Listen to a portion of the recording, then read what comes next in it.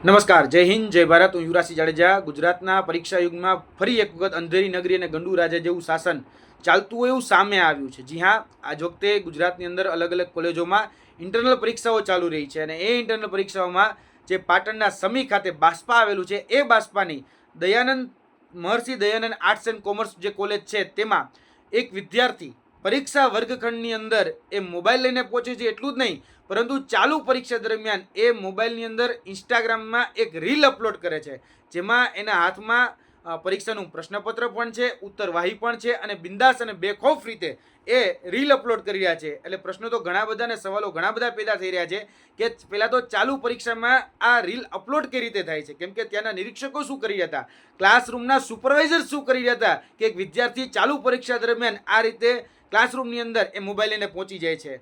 અને આ જોવા જઈએ તો કંઈ નવું નથી અમારા માટે, અને હું આને બેદરકારી કે લાપરવાહી સમજતો જ નથી, કેમ કે આ અત્યાર સુધી બધું જ બંધ બાણે ચાલતું હતું. કારણ કે કોલેજ પોતાનું રિઝલ્ટ સારું આવે અને આવનાર દિવસોમાં એડમિશન વધે એટલા માટે આ રીતે ધંધાઓ ચલાવી રીતે આ પ્રકારના નેક્સેસો ચલાવતી હોય છે કે ચોરી હોય, ગેરરીતિ હોય, એ સતત એને પ્રોત્સાહન આપવા માટે કોલેજ જોજ આને મેન્યુપ્યુલેટ કરતા હોય છે. તો આ વખતે સામે આવ્યું છે અને બાસ્પા ખાતેથી જે આ મહર્ષિ દયાનંદ જે આર્ટ્સ એન્ડ કોમર્સ કોલેજ છે ત્યાંથી આ જે વિડીયો એ સામે આવ્યો છે એ ઘણા બધા પ્રશ્નો અને સવાલો પણ પેદા કરી રહ્યો છે. તેની સાથે સાથે HNGU જે આની પાવર ઓફ ઓથોરિટીમાં આવતી યુનિવર્સિટી છે, તો એ યુનિવર્સિટીને પણ સત્તાધીશોને સવાલ છે કે તાત્કાલિક ધોરણે આની ઉપર એક્શન લેવામાં આવે અને જે રીતે કહી શકાય કે ક્લાસરૂમની અંદર ઉમેદવારો વિદ્યાર્થીઓ જે ફોન લઈ જઈ રહ્યા છે તેમાં નિરીક્ષકો શું કરી રહ્યા છે, તેમાં ક્લાસના સુપરવાઇઝર શું કરી રહ્યા છે, એનો ખુલાસો માંગવામાં આવે. અને શિક્ષણ મંત્રીને કહી રહ્યા છીએ કે શિક્ષણ મંત્રી પણ ફરજ પાડે અને શિક્ષણ મંત્રી પણ ઝડપથી આની ઉપર તકેદારી રહી અને આની ઉપર એક્શન લે, જેથી કરીને ભવિષ્યમાં આવી ઘટનાઓ ન બને. અને જો કોલેજ પાકસાફ હોય અને આ પ્રકારની કોઈ જ પ્રકારની ગેરરીતિ ન થઈ હોય તો કોલેજ પણ પોતાની જે સંસ્થાનોમાં લેવાયેલી તમામ પરીક્ષાના જે પેપર હોય એ દરમિયાનના CCTV જગ જાહેર રીતે પોતાના માધ્યમોથી એ અપલોડ કરે, જેથી કરીને હું પણ ખોટો પડી શકું જો મને ખોટો પાડવું હોય તો.